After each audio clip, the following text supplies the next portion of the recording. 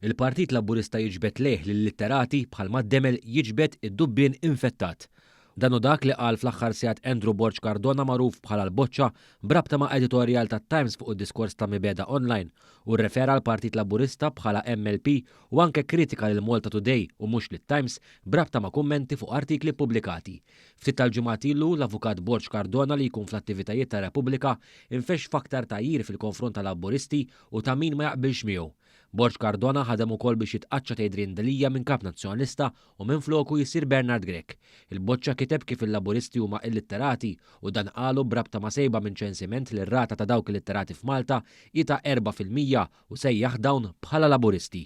Ftit ilu wkoll kien kiteb ħatem Beppe Fenekadami waqt li kwota minn survey tal-Malta Today qal li l-inqas edukati fil-pajjiż jappoġġjaw lill-Partit Laburista. Fuq dak li kiteb ħatem Beppe Fenekadami ġifieri Kevin Kassar, dan tal-aħħar kien ilmenta mal-awtorità tax-xandir fuq ir-rapport ta' One News iżda l-awtorità tax-xandir ċaħditlu l-ilment u fi kliema holistikament ir-rapportaġġ kien jirrifletti dak li fuqu kien kiteb l-istess Kassar.